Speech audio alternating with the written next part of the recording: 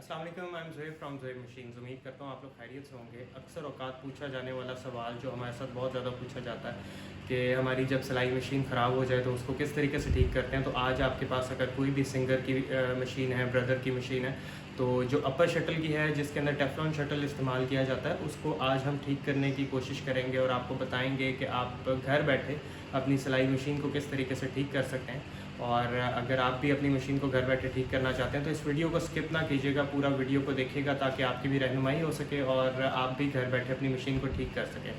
सबसे पहले तो एक चीज़ ये मैं आप लोगों को कहना चाहूँगा कि जो हमारे पास ये जो जापानी मशीनें आती हैं, बाहर से इम्पोर्टेड मशीन्स होती हैं, ये मशीन्स अगर ख़राब हो जाएँ तो इसके अंदर गलती किसकी होती है? मतलब क्या आया मशीन्स मतलब अच्छी क्वालिटी की नहीं होती, या मशीन्स की पायदारी इतनी नहीं होती जिसकी वजह से मशीन्स जो हैं वो ख़राब हो जाती हैं। तो आज इंशाल्लाह इस वीडियो के अंदर हम देखेंगे। और कहीं ऐसा तो नहीं कि हम कोई ऐसी मिस्टेक्स कर रहे हों जिसकी वजह से मशीन जो है वो ख़राब हो जाती हो और उसके बाद कल को हम जो ब्लेम है वो मशीन की बिल्ड क्वालिटी पे या शॉपकीपर के ऊपर डालने की कोशिश करते हैं कि शॉपकीपर ने आया हमें मशीन ठीक नहीं दी या आया हमें मशीन जो है वो गलत दे दी। तो इंशाल्लाह आज इस वीडियो में दिखाएंगे। सबसे पहले मेरी एक बहन ने एक मैसेज किया जो आपकी स्क्रीन पे इस टाइम पे नज़र आ रहा है, ये ज़रा एक दफ़ा पढ़ लीजिएगा, देन इंशाल्लाह इस वीडियो को स्टार्ट करते हैं। सबसे पहले हम इसकी कुछ सेफ्टी प्रिकॉशंस के ऊपर बात कर लेते हैं। जैसा कि ये अपर शटल मशीन होती है, अपर शटल के ऊपर होता ही है कि हमने मशीन के अंदर धागा वगैरह डालने के बाद बग़ैर कपड़ा लगाए इस मशीन को यहाँ से स्टार्ट नहीं करना होता। और समटाइम ये होता है कि जो हमारी जो स्टिच की लेंथ होती है उसको बिल्कुल छोटा कर लेने के बाद हमने मशीन को बिल्कुल मतलब जहाँ से अगर वो उसके फीड डॉग्स उसके पीछे नहीं गुजार रहे कपड़े को, तो फ़ौरन स्टॉप करके देखना है कि मिस्टेक किस जगह पे है। क्योंकि ये अपर शटल होता है, बहुत फ़ाइन क्वालिटी का स्टिच आता है इसके ऊपर।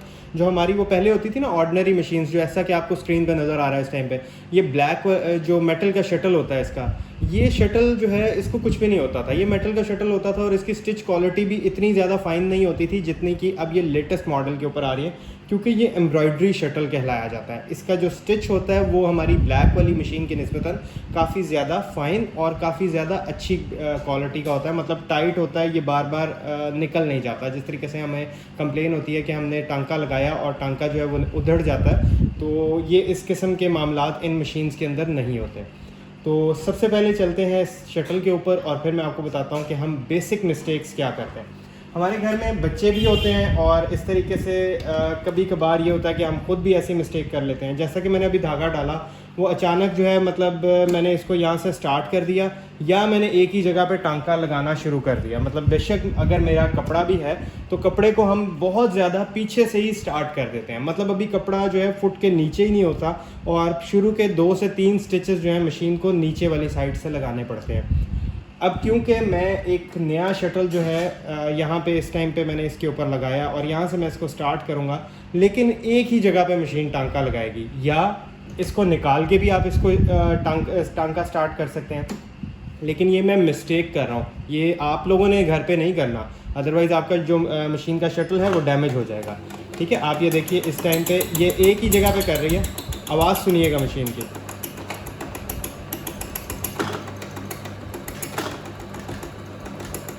ठीक है, ये पीछे की तरफ कपड़े को नहीं लेकर जा रही मशीन इस टाइम पे। और ऊपर से धागा देखिएगा किस तरीके से मूव कर रहा है। ठीक है, हम क्या करते हैं, इस मशीन के साथ ज़ोर ज़बरदस्ती करना शुरू कर देते हैं और मशीन को कहते हैं कि बस भाई मशीन तो है ही ख़राब, और हमने जो है मतलब इसको, अब मैं यहाँ से मैं इसको स्टॉप करता हूँ। अब ये देखिए ये सारा नीचे धागा जो है वो लिपट गया है। अब जो बेसिक मिस्टेक थी वो क्या थी कि मैंने बहुत ज़्यादा पीछे से शुरू किया और इसका टांका जो था बिल्कुल छोटा रखा और ये चीज़ चेक नहीं की कि किस वजह से मशीन जो है वो कपड़े को पीछे की तरफ नहीं लेकर जा रही है। ठीक है, अब ये देखें मुझे यहाँ से इसको खींच के निकालना पड़ेगा। तो सबसे बेसिक एक मेन मिस्टेक आपने ये नहीं करनी कि आपने यहाँ से इसको खींचना नहीं है। आपके पास कोई भी स्क्रू ड्राइवर हो या 5 रुपीज़ का कॉइन हो, तो इस किस्म के छोटे स्क्रू ड्राइवर से या 5 रुपीज़ के कॉइन से आपने सबसे पहले इसको यहाँ से ओपन कर लेना है। मेरी कोशिश ये होती है कि सबसे पहले जो इस मशीन के अंदर प्रॉब्लम आती है पहले मैं आपको वो करके दिखाऊं एंड देन फिर उसका हल बताऊं। उससे ये होता है कि आपको आइडिया हो जाता है कि हमने कौन सी मिस्टेक नहीं करनी जिसकी वजह से हमारी मशीन जो है वो ख़राब हो सकती है। उम्मीद करता हूँ आपको मेरी वीडियोस पसंद आती हैं, लेकिन मैं देखता हूँ कि मेरे चैनल को सब्सक्राइब जो है वो बहुत कम लोग करते हैं। तो प्लीज़ मेरी आपसे रिक्वेस्ट है कि चैनल को ज़रूर सब्सक्राइब किया करें। देखिए आप लोगों के लिए इतनी मेहनत करता हूँ, एक एक चीज़ आप लोगों को बताता हूँ ताकि आप लोग घर बैठे ये सब कुछ ठीक कर सकें। ओके, अब मैं मज़ीद और जूम कर रहा हूँ इसको, और देखिएगा नीचे क्या हालत है उसकी, मतलब उसने धागा किस हद तक फंसा दिया मशीन के अंदर। हमारा ये जो शटल है ये बिल्कुल उसके साथ जुड़ गया है, और आप ये चेक कीजिए प्लीज़, ये देखें कितना ज़्यादा धागा, और ये देखें ये निडल्स जो हैं वो हिट हो गई हैं इसके ऊपर, शटल के ऊपर। ये आपको सुराख डले हुए नज़र आ रहे होंगे, ये आप देखें ये निडल ने इसको हिट करके डैमेज कर दिया। और ये शटल इतने ज़बरदस्त शटल्स होते हैं कि 10-10 साल इन शटल्स को कुछ भी नहीं होता, लेकिन सिर्फ माइनर मिस्टेक्स की वजह से। अब मुझे बताएं कि कुछ कस्टमर्स हमें ये भी कॉल करके कहते हैं, ये सिर्फ 10% रेशो की बात बता रहा हूँ, 90% अल्हम्दुलिल्लाह हमारे कस्टमर्स हमारे से बहुत सेटिस्फाई हैं, और वो कहते हैं कि हमें 5 साल पहले मशीन ली थी और आज तक हमें सर्विस करवाने की भी ज़रूरत नहीं पड़ी। तो देखें कितनी छोटी सी मिस्टेक, और कस्टमर कहते हैं अभी तो मशीन ख़रीदी है और ये मशीन ख़राब भी हो गई, ये इसका मतलब आपने हमें गलत चीज़ दे दी या आपने मशीन ही सही नहीं दी। अब यही मशीन मैं आपको प्रॉपर वे में ऑपरेट करके बताता हूँ, जो कि इंशाल्लाह आपको ये प्रॉब्लम फेस नहीं करनी पड़ेगी। अब सबसे पहले हमें ये शटल को जो है, ये जो इसका जो किनारा है इसको बफ़ करना पड़ेगा, ताकि ये जो इसके सुराख डले हैं और ये जो इसके रफनेस आई है इसके अंदर वो चीज़ ख़त्म हो जाए। उसके लिए हमें क्या करना होगा, या तो हमें ये एक सैंड पेपर मिलता है, ठीक है, ये सैंड पेपर लेना होगा, या इसके अलावा ये जो बुकरम होती है हमारे पास, या जीन्स का फैब्रिक वगैरह भी होता है, तो हम उसके ऊपर इसको रख के बफ़ कर सकते हैं। अब मैं सैंड पेपर पे नहीं करूँगा क्योंकि आप लोगों को अक्सर मतलब मेरी पिछली वीडियोस के अंदर आप लोगों ने कहा कि भाई हमें सैंड पेपर नहीं मिला, तो मैं आपको बता दूं इस किस्म के किसी भी टेबल के ऊपर रख के आपने जौन सा एज जिसका रफ़ हुआ है उसके ऊपर आपने इस तरीके से इसको बफ़ कर देना है। आप ये देखेंगे इसके ऊपर ये बफ़ करने का निशान भी आना शुरू हो गया है, और ये आपका जो शटल है ये आहिस्ता आहिस्ता बफ़ होना शुरू हो जाएगा। ये जब इसकी सरफेस बिल्कुल प्लेन हो जाएगी तब आपने इसको अपनी मशीन के अंदर दोबारा से लगा देना है। ये इस तरीके से पूरा बफ़ कर देना है। मैं आपको वीडियो स्किप करके आगे बफ़ करके फिर उसके बाद दिखाता हूँ। जी तो यहाँ पे शटल बफ़ करने के बाद मैं अब इसको वापस यहाँ पे लगा रहा हूँ, और लगाने का तरीक़ाकार ये है कि यहाँ पे एक स्टॉपर होता है, इस स्टॉपर के बिल्कुल यहाँ पे आपने इसको रखना है शटल को, ठीक है, इससे आगे नहीं जाने देना। अगर इससे आगे आपने किसी और जगह पे रख दिया तो फिर दोबारा निडल हिट होगी और शटल जो है डैमेज हो जाएगा। ये आपको नज़र आ रहा होगा, इसका एक ये लॉक है बिल्कुल स्क्रू के साथ ही, ये आपने लॉक इस जगह पर रख कर ये चीज़ चेक कर लेनी है कि यहाँ से ये शटल आगे की तरफ मूव ना करे। अब यहाँ पे मैं वापस इसको लगा रहा हूँ, और उसके बाद अब ये मैं स्क्रू ड्राइवर के साथ इसका स्क्रू टाइट कर दूँगा। अच्छा, इसी दौरान सम टाइम होता ये है कि हमारी जो निडल है ना वो भी टेढ़ी हो जाती है, या निडल की जो टिप है वो ख़राब हो जाती है, या निडल टूट जाती है। तो निडल मैं आपको बता दूं कि इसके अंदर सिंगर कंपनी की आपने निडल नहीं लगानी है, इसके अंदर आपने रॉकेट की, पिजन की, गोल्डन बुल की, ये 3 ब्रांड्स आपको मार्केट से इजीली अवेलेबल होंगे। ये आपने निडल लगानी है, और उसके बाद ये 16 नंबर भी लगा सकते हैं, 14 नंबर भी लगा सकते हैं। ये लगा लेने के बाद आपने जो है मशीन को दोबारा से स्टार्ट कर देना। और अक्सर औकात होता ये है कि शटल डैमेज होने के बाद मशीन की टिप ख़राब हो जाती है, जिसकी वजह से मशीन टाप देना शुरू कर देती है। उसको इंग्लिश में स्किपिंग भी कहा जाता है, मतलब स्टिच को स्किप करना शुरू कर देती है। एक स्टिच लेगी, फिर 1-2 स्टिच मिस कर देगी, फिर 2-3 स्टिच लेगी और फिर 1-2 स्टिच मिस कर देगी। उसको टाप देना कहते हैं हमारे यहाँ पे पाकिस्तान में। तो उसके बाद अब मैं आपको मशीन को सिलाई करके दिखाता हूँ। यहाँ से मैं इसको स्टार्ट कर रहा हूँ। अब मशीन का साउंड सुनिएगा प्लीज़। यहाँ से फास्ट कर देता हूँ इसको। ये देखें, ये ऊपर वाली साइड से स्टिच है और ये नीचे वाली साइड से स्टिच है। इसी तरीके से मैं आगे इसकी जिगजैग भी आपको करके दिखाता हूँ। अब आपके पास घर में कोई भी मशीन पड़ी है ना, तो आप उसको इजीली इसी तरीके से इन्हीं रूल्स को फॉलो करते हुए आप अपनी मशीन को घर बैठे ठीक कर सकते हैं। ये देखें, जिगजैग कर रही है। सब कुछ वही है, जस्ट ये है कि ऑपरेट करने का तरीकाकार वो थोड़ा गलत था। अदरवाइज़ ये जैपनीज़ मशीन्स होती हैं, इनमें किसी भी लिहाज से कोई प्रॉब्लम नहीं आती। जी, तो ये हो गई बेसिक एक डिस्कशन कि किस तरीके से मशीन को ऑपरेट करना है। और एक और चीज़ भी इसके अंदर ख़राब होने का ज़रिया बनती है।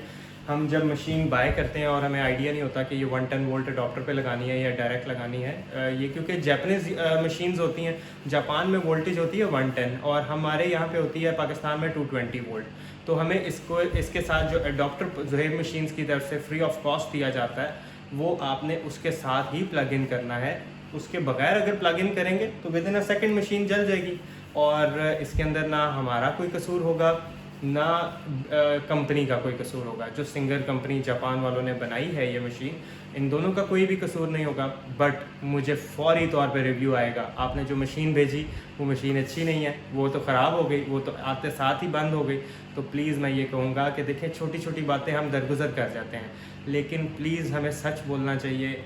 आप शॉपकीपर को बता दें डायरेक्ट लग गई 220 पे, कोई बात नहीं, जो मुझसे हो सकेगा इंशाल्लाह मैं करूँगा। डायरेक्ट 220 लगने से मशीन बिल्कुल डिस्पोज ऑफ नहीं करनी पड़ती, मशीन ठीक हो जाती है। बस सिर्फ ये होता है कि हमें थोड़ी सी घबराहट हो जाती है कि अगर कहीं पे हमने शॉपकीपर को बता दिया कि ये 220 पे लग गई है, तो कहीं ऐसा ना हो हमारे जो पैसे हैं वो सारे के सारे ज़ाया हो जाएं, तो क्यों ना हम शॉपकीपर पर डाल दें। तो ये कुछ ऐसे दिल के दुख थे जो मैंने सोचा कि आप लोगों के साथ शेयर करना बहुत ज़्यादा ज़रूरी है।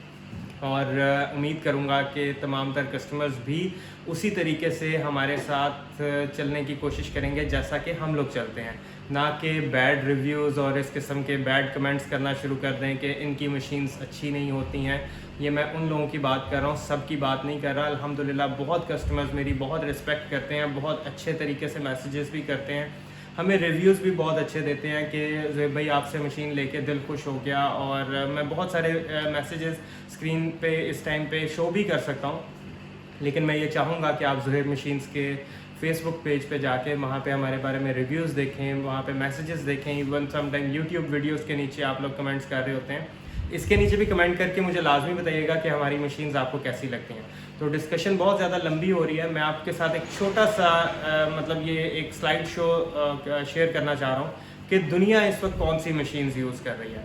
हम तो अभी सिर्फ बेसिक मशीन्स पे आए हैं और बेसिक मशीन्स को भी एक्सेप्ट नहीं कर रहे। जैसा कि देखें 10 बेसिक स्टिचेज़ हैं, 50 बेसिक स्टिचेज़ हैं। आपको पता है इस वक्त दुनिया में कौन सी मशीन्स यूज़ हो रही हैं? जापान कौन सी टेक्नोलॉजी यूज़ कर रहा है? वाईफाई ऑपरेटेड, USB ऑपरेटेड, पूरे टच पैनल्स, टच पैड्स लगे होते हैं उन मशीन्स के अंदर, और जो कि वाईफाई के साथ आपकी वेबसाइट के साथ कनेक्टेड होते हैं। अगर आपकी सिंगर की मशीन है तो वो सिंगर की वेबसाइट से कनेक्ट होगी, जिसके अंदर आप अपने डिज़ाइंस को ऑनलाइन कॉपी पेस्ट करके या ऑनलाइन उनकी प्रोग्रामिंग के थ्रू कंप्लीट अपनी शर्ट्स को एम्ब्रॉयडरी कर सकते हैं। इसके अलावा जनूमे के बहुत सारे सॉफ्टवेयर्स हैं जिसके थ्रू आप ये कर सकते हैं। आप देखें स्क्रीन के ऊपर कितनी खूबसूरत मशीन्स चल रही हैं। तो ये सब चीज़ें हमारे यहाँ पाकिस्तान में भी आएंगी। तो क्यों ना ब्लैक मशीन को प्रमोट करने की बजाय हम इन मशीन्स के ऊपर आएँ, ताकि हम भी लेटेस्ट टेक्नोलॉजी की तरफ जा सकें और लेटेस्ट मशीन्स को पाकिस्तान में यूज़ कर सकें। तो मुझे आप लोगों की राय बहुत ज़रूरी चाहिए। अगर आपको मेरी वीडियोस पसंद आती हैं तो चैनल को नीचे सब्सक्राइब कर दें, ताकि आपको इस किस्म की लेटेस्ट वीडियोस मिलती रहें। थैंक यू जी, अल्लाह हाफ़िज़।